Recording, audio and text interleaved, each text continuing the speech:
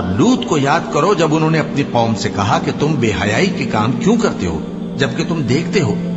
کیا تم عورتوں کو چھوڑ کر لذت حاصل کرنے کے لیے مردوں کی طرف مائل ہوتے ہو؟ حقیقت یہ ہے کہ تم احمق لوگ ہو۔ اور جن لوگوں نے ظلم کیا تھا ان کو چنگھاڑ کی صورت میں عذاب نے آ پکڑا تو وہ اپنے گھروں میں اوندھے پڑے رہ گئے، گویا کبھی ان میں بسے ہی نہ تھے۔ سن رکھو کہ قوم سمود نے اپنے پروردگار سے کفر کیا، اور سن رکھو قوم سمود پر پھٹکار ہے۔ اور ہمارے فرشتے ابراہیم کے پاس بشارت لے کر آئے تو سلام کہا، انہوں نے بھی جواب میں سلام کہا۔ ابھی کچھ وقفہ نہیں ہوا تھا کہ ابراہیم ایک بھنا ہوا بچڑا لے آئے۔ پھر جب دیکھا کہ ان کے ہاتھ کھانے کی طرف نہیں بڑھتے، یعنی وہ کھانا نہیں کھاتے، تو ان کو اجنبی سمجھ کر دل میں خوف کیا۔ فرشتوں نے کہا کہ خوف نہ کیجیے، ہم قوم لوط کی طرف ان کے ہلاک کرنے کو بھیجے گئے ہیں۔ اور ابراہیم کی بیوی جو پاس کھڑی تھی ہنس پڑی، تو ہم نے اس کو اسحاق کی اور اسحاق کے بعد یعقوب کی خوشخبری دی۔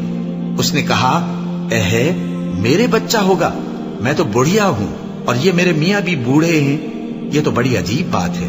انہوں نے کہا، کیا تم اللہ کی قدرت سے تعجب کرتی ہو؟ پھر جب ابراہیم سے خوف جاتا رہا اور ان کو خوشخبری بھی مل گئی تو قوم لوط کے بارے میں لگے ہم سے بحث کرنے۔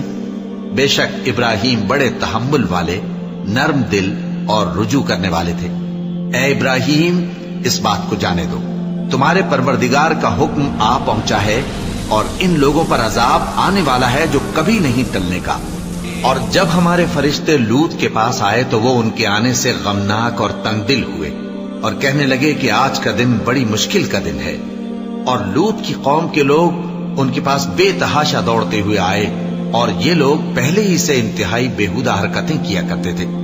لوط نے کہا کہ اے بھائیو، یہ جو میری قوم کی لڑکیاں ہیں یہ تمہارے لیے جائز اور پاک ہیں، تو اللہ سے ڈرو اور میرے مہمانوں کے بارے میں مجھے بے آبرو نہ کرو۔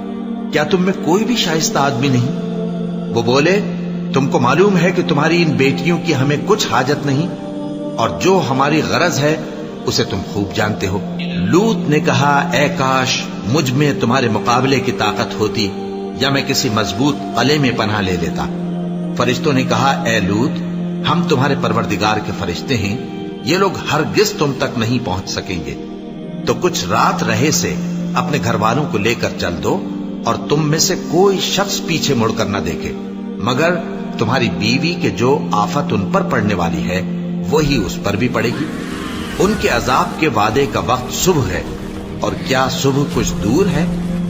پھر جب ہمارا حکم آیا، ہم نے اس بستی کو الٹ کر نیچے اوپر کر دیا، اور ان پر پتھر کی تہ بتہ کنکریاں برسائیں جن پر تمہارے پروردگار کے ہاں سے نشان کیے ہوئے تھے، اور وہ بستی ان ظالموں سے کچھ دور نہیں۔